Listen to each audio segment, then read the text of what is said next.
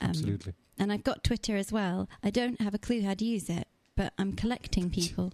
So collecting at people? Rosabella G. Because likes and fans and followers, like John Wise said last week, is currency. That's cynical, isn't it, really? I think I agree, though.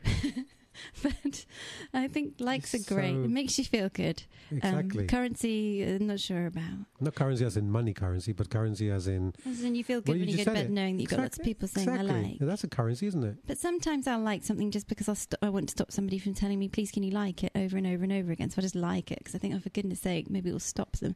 Now that's disingenuous. You see what I mean? That's cowardly. Yeah, I should just say I don't like it. Or I haven't made my mind up whether I like it. But sometimes I'm cowardly and I just go like. Do people do that to you? Now and again? Probably. Yeah? I don't really want to think about it. No, don't think about it. Makes me quite sad. Okay, no, don't. This is a happy song. Happy song, yeah. Well, this one? Yeah. Well, it's something of a happy song. It's a feisty spirit song. Is it? Yes. There's a story to it. Are you feisty? Oh, I don't know about me, but the little girl in the song is. It's all, there's a context, and I often, when I play this at gigs, I like to tell the story about it, because this is a specific story, or it comes from something specific, and that's that from, I think, the age of 9 to 15, I did ballet, and I was so inflexible, I couldn't do anything really. I was very graceful, I loved music, but I couldn't do the splits or anything like that, and I got really tall, so I was pretty much not going to be a ballerina, but my teacher was lovely, but really scary. So I came to sort of the age of 15 thinking, God, I really want to quit, but I'm terrified to tell her. So I thought I'll do a trade-off, and instead of quit completely, I'll offer to play the piano for some of her classes, and so I'd still be around. And she said yes. And the first class was the next Saturday, and it was some ridiculous o'clock, and it was for the teeny tots. And so I came in on a Saturday morning to the local town hall. I lived in a little sort of not farming village, but like I said, near Dartmoor, so it's a really pretty little village. And the doors opened, and sort of like hordes of little kids came running in. They were like some 3 to 6 year olds. They're really, really teeny weeny, and they were all in their little makeshift tutus and sparkly, shiny, just like a massive shiny screaming. Yep. And they'd all come running over to the piano and scream, and the teacher would calm them down.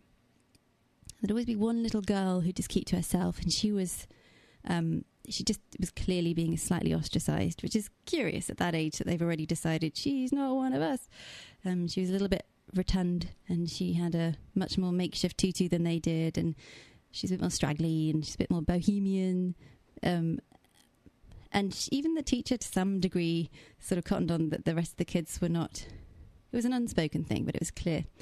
But the thing about this little girl is the moment we'd start to play music, she just came to life. She was exquisite. She was graceful. It was like she was infected by music.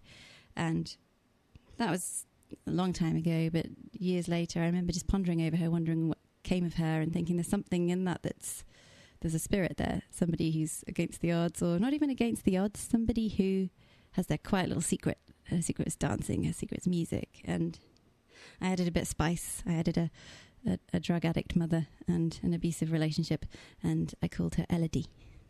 Elodie? Elodie. Wow. And actually the name of my niece is Elodie, but she's got a very different happy life. Okay. Wow. What a story. Well, I like it. I like her too. Okay. Take it away when you're ready.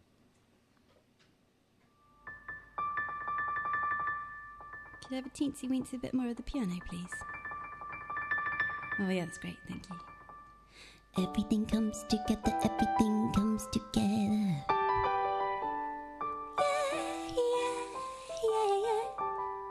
Everything comes together. Everything comes together. When she's dancing.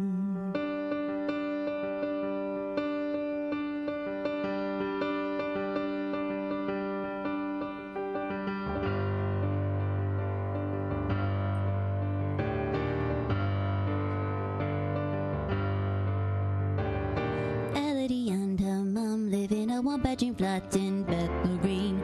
Elodie keeps a special secret. Elodie is the dancing queen. Up the stairs she waits for no one. Tiny feet go pattering.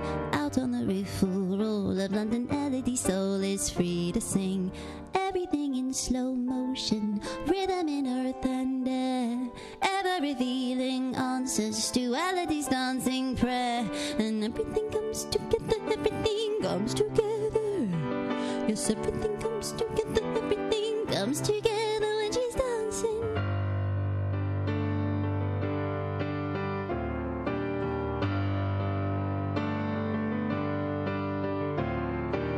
Elodie doesn't like the man her mother invited to stay. Elodie sees she makes him angry, so she stays out of his way. And up the stairs she taps a rhythm, tiny feet on skin of drum. And mama's boyfriend dances not a chance against the dance, the moon and sun.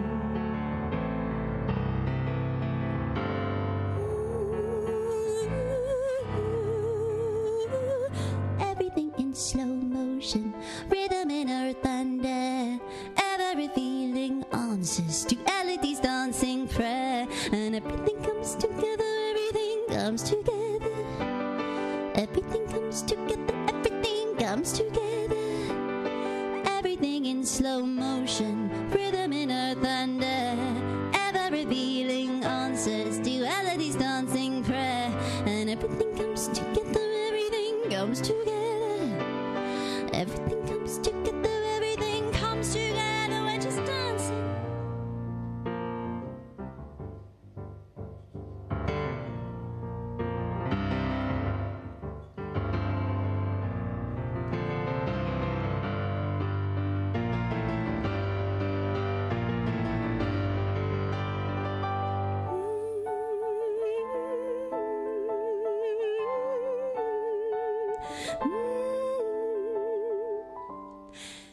Everything in slow motion, rhythm in earth and air, ever revealing answers to Elodie's dancing prayer. And everything comes together, everything comes together. Yes, everything comes together, everything comes together. She doesn't dance for people, she doesn't dance for fun. Elodie knows no boundaries, she's dancing for the sun.